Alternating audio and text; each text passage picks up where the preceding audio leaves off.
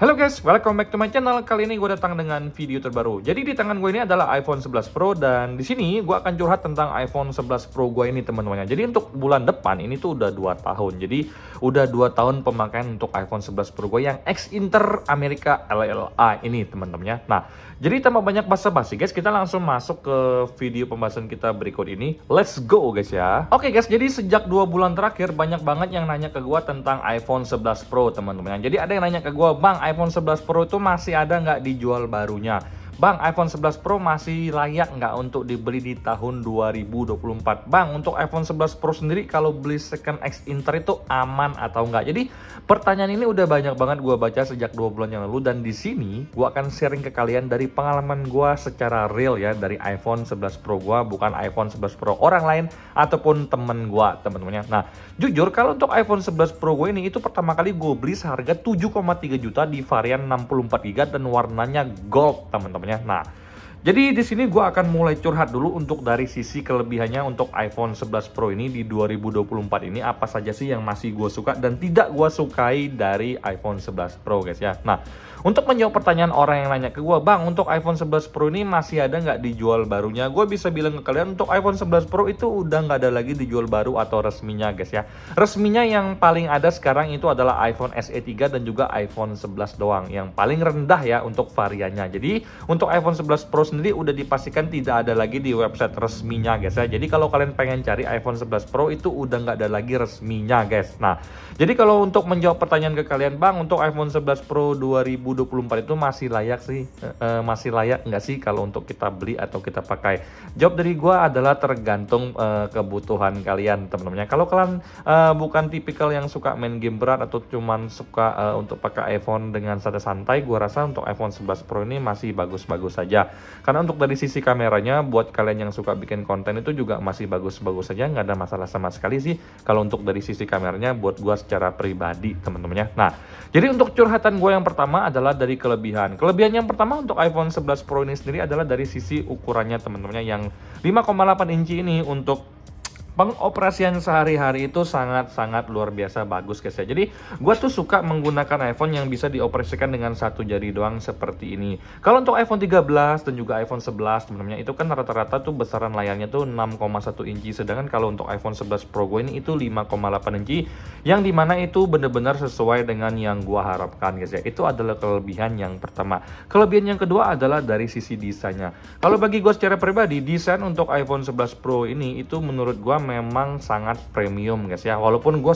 kurang suka ya dengan desain iPhone yang melengkung, tapi karena dia seperti ngedaf seperti ini, bukan kaca langsung, menurut gue secara pribadi sisi elegan, sisi premiumnya tuh dapat banget teman-temannya. Nah, itu adalah kelebihan kedua yang menurut gue secara pribadi sampai detik ini gue masih sangat suka guys ya.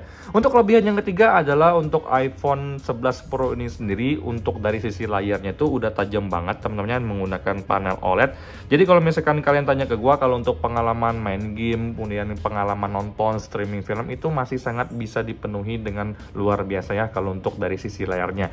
Gue nggak menemukan masalah dengan layarnya teman-teman. Kalau kalian tanya ke gue, "Bang, kalau untuk iPhone 11 Pro Bang itu pernah kena green screen nggak?" Nggak pernah sama sekali guys ya.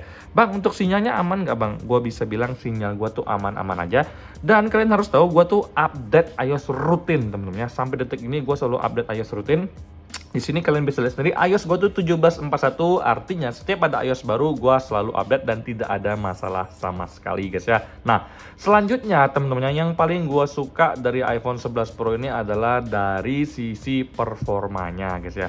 Untuk pemakaian gue sehari-hari guys ya, karena gue tuh cuman suka untuk main Mobile Legends santai teman-temannya, untuk santai doang, have fun doang, kemudian untuk main Clash of Clans, kemudian untuk buka Instagram, buka TikTok, buka WA, kemudian buka email, ngedit foto di Canva, ngedit video di VN atau CapCut teman-temannya. Semuanya itu bisa terpenuhi dengan maksimal tanpa ada masalah sama sekali. Karena jujur chipset A13 Bionic ini ternyata masih support untuk kegiatan gua sehari-hari teman-teman ya. Oke guys, setelah gua share ke kalian kelebihan dari iPhone 11 Pro, sekarang kita akan masuk di kekurangan alias dukanya pakai iPhone 11 Pro di 2024 teman-teman ya. Yang pertama itu adalah dari sisi konektivitas, yang ternyata untuk 11 Pro ini tuh cuma mentok di 4G teman-teman ya. Nah, Jadi di sini untuk 11 Pro sendiri itu belum support 5G. Kalian bayangkan aja kalau misalkan kalian tinggal di daerah yang cover 5G-nya tuh udah kenceng banget, tapi kalian memutuskan untuk beli iPhone yang masih support 4G. Sayang banget teman-temannya, karena untuk pemakaian jangka panjang itu udah nggak bisa lagi, alias udah nggak cocok lagi. Kalau kalian nanya ke gue, bang, tapi kan 4G masih banyak, 5G kan belum merata. Betul. Tapi kalau misalkan kalian udah beli iPhone dengan konektivitas 5G sekarang, kalian nggak perlu lagi repot-repot untuk ganti iPhone kalian di masa depan untuk pemakaian jangka panjang, teman-teman. Sayang aja guys ya, kalau bisa dibandingkan dengan yang dulu, waktu kita masih pakai sinyal 3G, tiba-tiba muncul 4G, kan pada akhirnya sekarang 4G merata, 3G udah nggak ada lagi teman-temannya dipakai. Nah, jadi analoginya juga seperti itu teman-temannya. Oke guys, jadi kalau untuk kekurangan yang kedua adalah dari refresh rate-nya yang masih 60Hz teman-temannya. Bayangkan aja guys, kalau untuk smartphone zaman sekarang itu refresh rate-nya itu rata-rata udah 90 sampai 120Hz guys ya. Nah, kalau misalkan smartphone yang kalian pakai sekarang itu udah support 120Hz, tiba-tiba kalian ganti ke iPhone 11 Pro yang notabene ini masih 60Hz, gua rasa itu rugi guys ya. Kalau misalkan kalian bilang ke gua, bang, Android kan 120Hz di compare dengan iPhone 60Hz, kan tetap aja iPhone 60Hz itu juga masih bagus banget.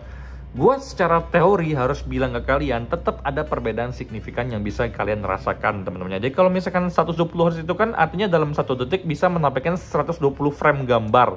Sedangkan kalau untuk 60Hz artinya dalam 1 detik menampilkan 60 frame gambar. Tetap aja ada perbedaan dari sisi smoothnya itu teman-teman. Nah, menurut gue secara pribadi iPhone 11 Pro ini benar-benar sayang banget ya, karena masih menggunakan refresh rate 60Hz. Apalagi untuk iPhone 13 masih 60Hz, iPhone 14 base model masih 60Hz, kecuali varian Pro dan Max-nya ya, itu baru 120Hz. Tapi menurut gue secara pribadi ini adalah salah satu deal breaker yang patut menjadi perhatian kalian. Kalau kalian sebelumnya udah terbiasa dengan 120Hz, iPhone 11 Pro ini udah nggak cocok lagi buat kalian pakai di 2024 teman-teman ya. Oke guys, sekian ya video gue tentang suka duka menggunakan iPhone 11 Pro. Dan kalau untuk dari sisi kameranya sih sebenarnya nggak ada masalah sama sekali. Cuma mungkin yang menjadi catatan adalah kalau untuk lensa wide-nya, lensa utama itu masih ada yang namanya night mode. Tapi kalau untuk di lensa 0,5 itu nggak ada night mode.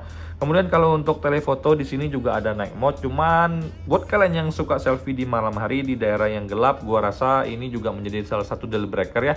Tidak ada night mode kalau misalkan kalian yang suka-suka selfie teman-teman ya. Nah, jadi itu aja sih yang bisa gua share ke kalian tentang iPhone 11 Pro ini. Suka duka, kelebihan dan kekurangannya apa aja sih teman-temannya. Dan hati-hati buat kalian yang pengen beli iPhone 11 Pro ini, karena kan udah nggak ada lagi barunya. Takutnya kalian beli zonk guys ya. Jadi saran gua adalah beli iPhone 11, SE3 atau iPhone 13 atau iPhone apapun yang masih ada barunya. Kalau baru kan masih ada SE3, iPhone 11, 12, 13 dan 14 Pro itu masih ada, 15 Pro itu juga masih ada guys ya. Jadi mending beli yang masih ada barunya dan juga resmi guys ya. Nah, sekian video gue kali ini. Semoga video gue ini memberikan kalian sedikit referensi buat yang lagi pengen nyari iPhone 11 Pro ya, mungkin untuk lebaran tahun ini guys ya. Nah, sampai jumpa di video selanjutnya. Semoga kalian semua dalam keadaan sehat. Bye bye guys.